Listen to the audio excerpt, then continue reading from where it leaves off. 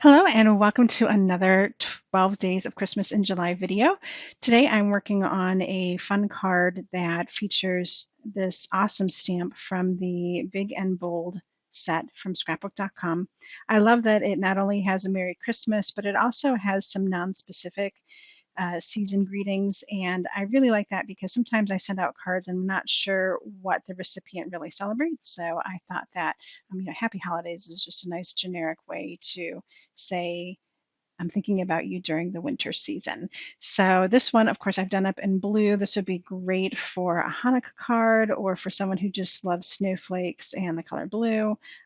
We're going to do this up in green for the demonstration, but I wanted to show you the blue version because I think it looks awesome. And I wanted to show you that I do use my swatches. I made tons and tons of swatches of all my colors, and I even swatched out my current papers.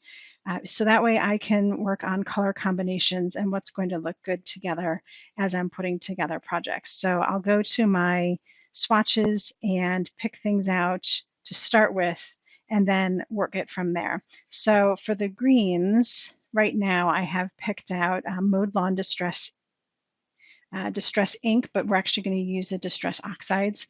Same color though. And then I have Gumdrop from Basil and then Cilantro from Lawn Fawn picked up for papers. And I think we'll use one of these two. I'm not quite sure where we're going to end up, but I also pulled out the Twisted Citron Distress Oxide as well because I needed kind of a light background for the ink blending. So that's where we're going with green. And we'll take a look at how this all comes together. All right, to start off, we're going to do some ink blending on just a piece of 80 pounds Solar White, and this is Twisted Citron. And just grab, I always have a little Post-it for some blending. I'm using these brushes. They're just makeup brushes that I got on Amazon. I'm happy to see that some other companies, stamp companies, are starting to carry these. One of them that just started to carry them is the Stamp Market, and I really love their stuff. So I'm going to go take a look at theirs and see what the price point is and if I think that they're worth it over getting the makeup brushes from Amazon. I think the advantage of getting them from a stamp company is that you tend to get the larger sizes, so the round heads like this one here, versus getting an assortment of sizes that you may or may not use, which just becomes money wasted, right? Okay, so you can see that using these brushes is really great because I get that soft blend in a relatively short amount of time. And I feel like I got a little too much in here, so I'm just going to try to blend it out a little bit. I know I'm not going to get all of it to move, but I can get quite a bit of it to just kind of blend out and not look so dense right there. But you see how easily that color comes together? And even though the Twisted Citron, I mean, it looks kind of like a crazy yellow green to be using, what it ends up being is this really nice light shade if you do it light enough. I think that's pretty good. Of course, we're going to have stamping right over the top of it, so it's not a big deal. So the next step before we go any further is we're going to take this stencil that I have from Dilutions. This is their, so I got the large stencil because I wasn't sure what I was going to use it for, so I'd rather err on the side of large. And so you can see like how huge this thing is. It's just called Snowflake, and this is new. And I'm just going to pop it over here. I saw this on a Christina Werner video recently, and I thought this was brilliant. So just adding the same color, nothing any different.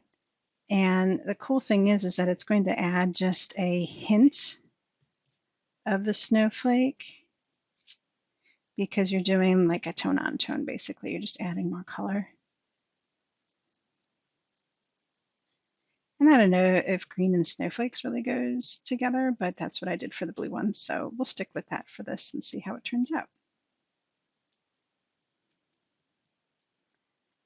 Okay, so basically what you see here is just a hint of the snowflakes coming through, which I think is really cool. All right, so that's it for the blending, super easy, and we will move on to stamping next.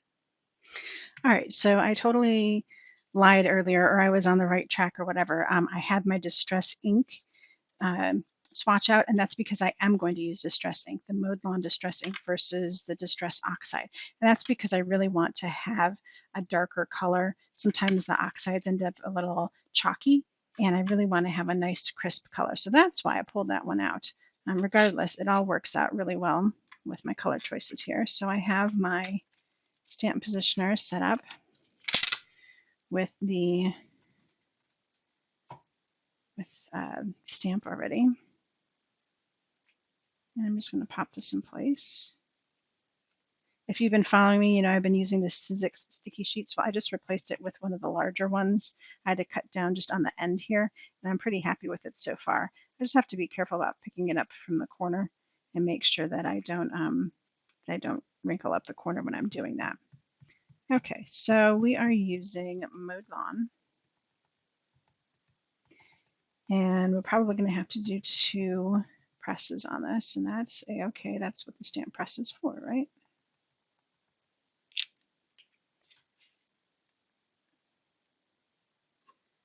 Let's see how it turns out.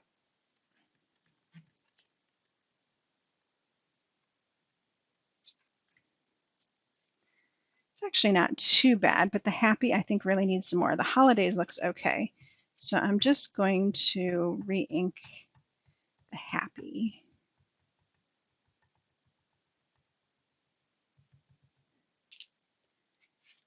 And get that pressed again.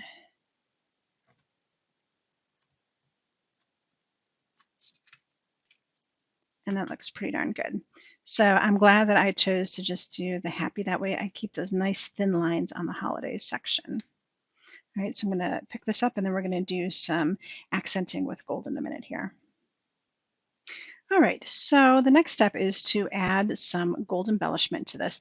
And I'm using my all-purpose ink from Sukaneko in Vegas Gold. I really love this stuff. It's getting a little harder to find, but I do have a link for it out on Amazon. And I'll be using my these tools I use for applying Frisket to my watercolor pieces, like when I want to mask off a section, but they have these little dots on the end that work really great for adding dots to things. So the question is how to know which size to use. And basically you're looking for one that's about the same size as the dot that, like in this case, the dots that I want to cover. So I'm using the second to smallest one, and that's going to work out perfect. Now they're not going to be completely even, but that's okay. It gives it that kind of handmade look, and it's a ton of fun. It's super simple. I'm going to just show you a little bit of it. And you can see I'm just going in, and sometimes I can get 1 or 2 dots. And see, I even just missed that dot there, and that's where it's going to stay because there's no taking it back. That's all right. So I just go through and I add in all these dots. It takes me about 2 or 3 minutes.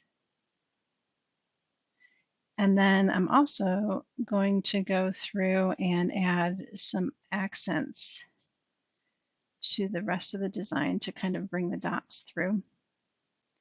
And what I did is I just found all the dots from the stencil and just added a gold splotch in between.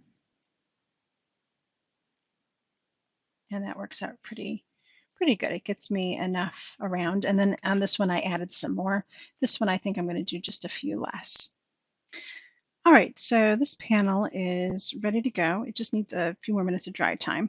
So I'll set that aside while we put together the card base.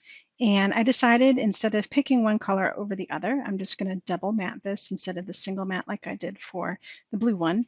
And so this is both the cilantro and the gumdrop. And they look really awesome together. So just go ahead and put these guys together. Of course, using my Tombow glue, it's my favorite.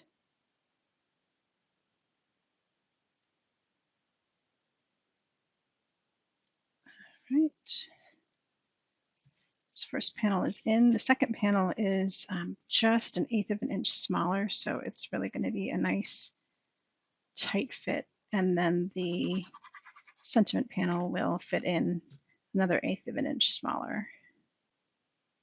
All right, so this guy fits right in.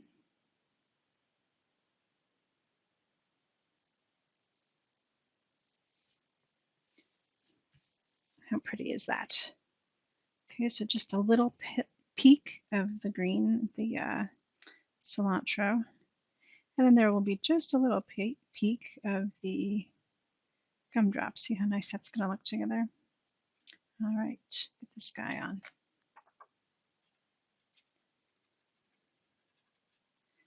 So this is another one that you really could sit around and do a whole bunch of them. You could batch these up really easy by doing all of the blending in one sitting or multiple sittings, but just at one time. And then you could do the stenciling on top of it at another sitting.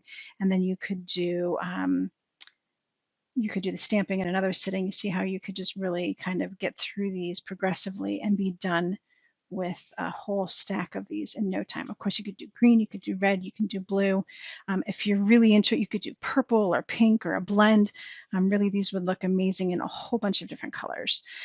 So I hope you enjoyed this tutorial today and that it inspires you to start thinking about your holiday planning early so we're not all waiting to the last minute to get things done. Of course, I'll be back with another Christmas idea tomorrow, but until then, happy crafting.